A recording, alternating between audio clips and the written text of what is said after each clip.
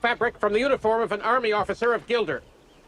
Who is Gilder? In 1987, a romantic fantasy comedy nobody knew how to market quietly snuck into theaters, underperformed, and then refused to die. Hello, lady. So I took them with me, in case we ever bumped into each other. Today, The Princess Bride is one of the most quoted films in history. But behind As You Wish and Inconceivable is a set where a wrestler dropped a 16-second fart, an actor got knocked unconscious on camera, and a $40,000 bar tab masked a man in agony. I just figured when you give me so much trouble. Here are 15 weird facts about The Princess Bride. Stick around for number 15 because it's the reason this movie almost died and then became immortal. Hit subscribe so the next deep dive lands in your feed. Number 1. Andre the Giant ripped a 16-second fart that stopped production. Cary Elwes wrote about this in his memoir and has told the story on national TV. While shooting the Miracle Max scene, Andre let loose a fart so massive that every member of the cast and crew stopped what they were doing. Elwes called it a veritable symphony of gastric distress that shook the set. The cast couldn't compose themselves for the next several takes. Rob Reiner finally turned to Andre and asked if he was okay.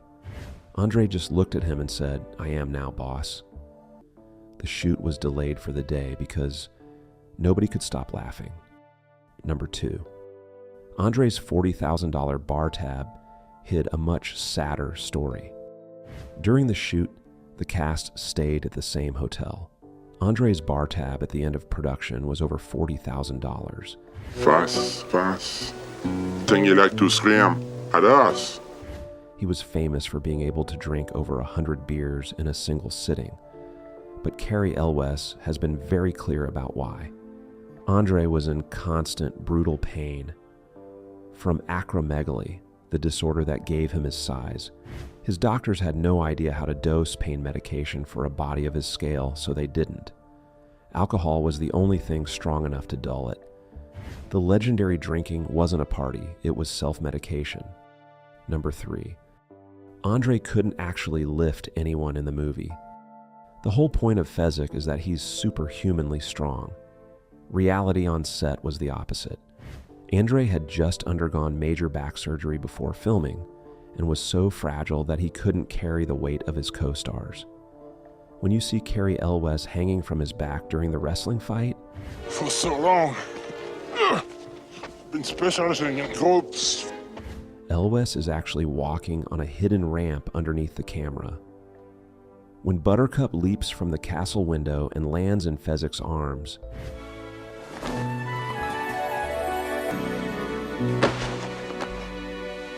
Robin Wright is held up almost entirely by cables. Even the scene where they climb the cliffs of insanity was rigged with a forklift and bicycle seats underneath the actors so Andre wouldn't have to take their weight. Number 4. Christopher Guest knocked Cary Elwes unconscious for real.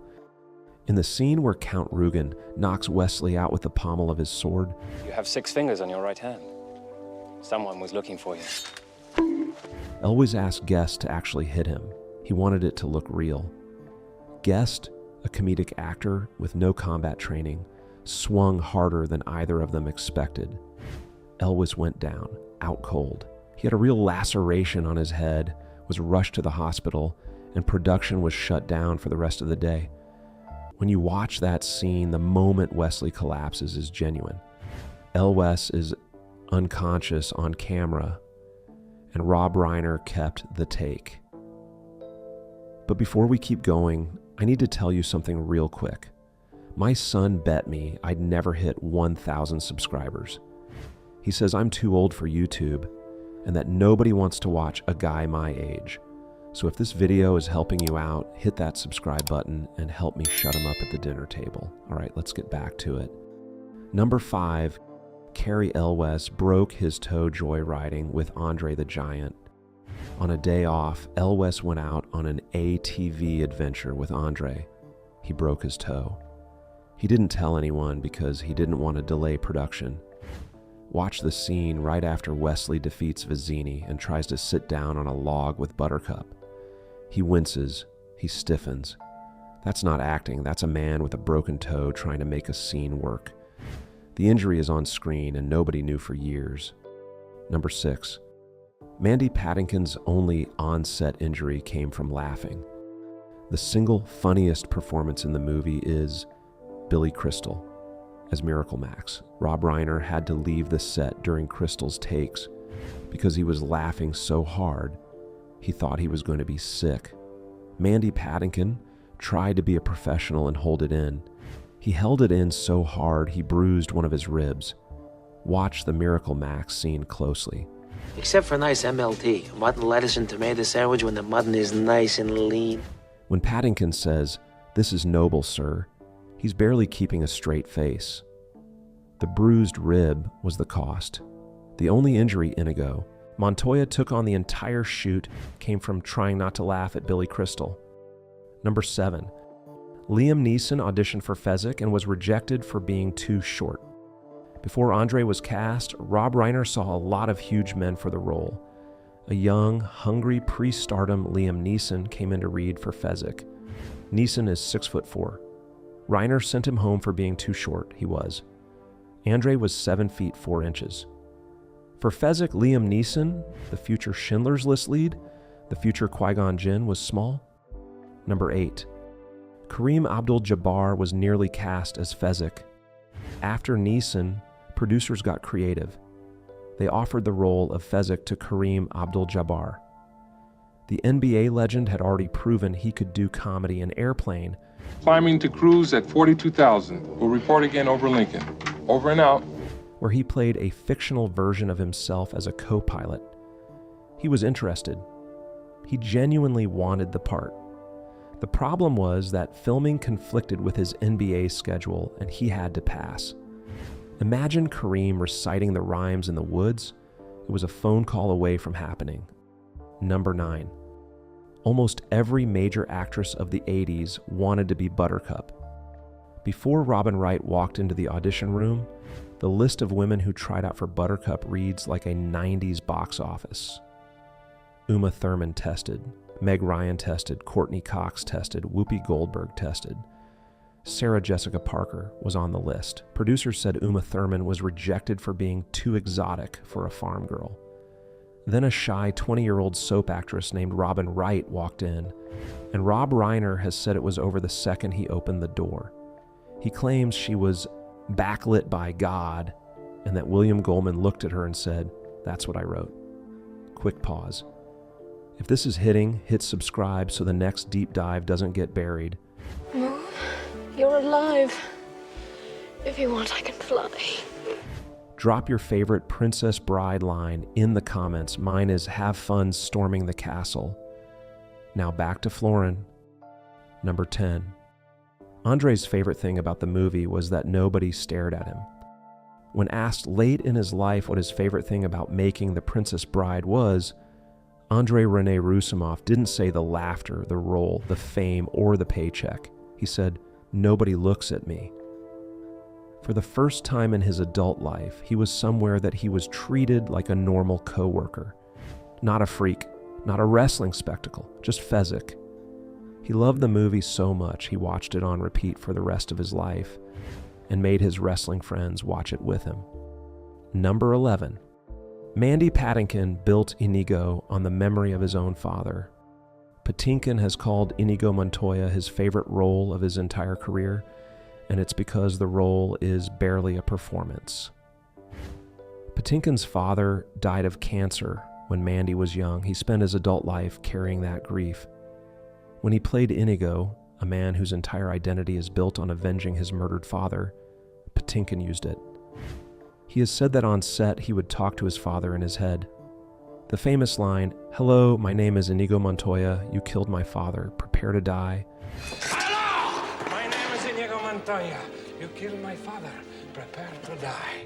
is a real prayer of revenge spoken by a real grieving son who happens to be in costume. He has said that finally getting to kill the man who took his father gave him a kind of peace he never expected from a movie role. Number 12. Mandy Patinkin slapped Andre the Giant across the face. Patinkin and Andre became close, but Andre had bad days. On one of them, he was struggling to focus, bungling take after take. Patinkin finally lost it and slapped Andre across the face to wake him up. The crew froze. They were certain a man who could crush boulders was about to crush a Broadway singer. Instead, Andre thanked him. He needed it. They got the take. Then they went back to being friends. There is exactly one person on Earth who slapped Andre the Giant and walked away thanked for it. Number 13, the book was called Unfilmable. The movie took 14 years. William Goldman published The Princess Bride in 1973. Fox bought the film rights almost immediately and paid him $500,000 for them. Then everything fell apart. The head of production at Fox got fired and the project stalled. Goldman did something almost no novelist had ever done. He bought the rights back out of his own pocket, so the book wouldn't rot in development hell. Over the next decade, he pitched it to Francois Truffaut, Norman Jewison, John Boorman, and Robert Redford. Every one of them said yes and then walked away. The script earned a reputation in Hollywood as unfilmable and unmarketable. Rob Reiner finally got it. Made in 1987, 14 years after the novel hit shelves, only because Norman Lear, the producer behind All in the Family, personally wrote the check. Number 14. Andre kept Robin Wright warm with one hand. This is the one that gets fans. Some of the outdoor scenes in the English countryside were shot in cold weather, and Robin Wright was freezing in a thin medieval gown. Between takes, Andre would simply place one of his hands on top of her head, like a hat. His hand was so massive that it completely covered her skull. He'd just stand there silent, keeping her warm with a single palm. Robin Wright has told the story for decades, and she still gets emotional. Andre didn't say much, he just kept her warm. Number 15. The marketing was a disaster, and that's how the movie became a classic. Here's the twist. The Princess Bride flopped in theaters. It cost about $16 million to make and grossed only around $30 million domestically. Rob Reiner has openly blamed the marketing campaign. The posters featured Peter Falk reading to Fred Savage and barely showed Wesley, Buttercup, Inigo, or Fezzik. Audiences had no idea what the movie even was. A swashbuckling adventure, a romance, a kid's film. Reiner himself has said the title scared a lot of grown men away. The movie should have died. Instead, in 1988, it hit VHS. Families rented it. Kids made their parents rent it twice. Word of mouth on a clunky plastic rectangle did what an entire studio marketing department couldn't. The Princess Bride became one of the most quoted films of the 80s, was inducted into the U.S. National Film Registry in 2016, and is now considered one of the greatest fantasy films ever made. A movie that almost vanished became immortal because of a format Hollywood is now trying to forget. That's 15 facts behind The Princess Bride.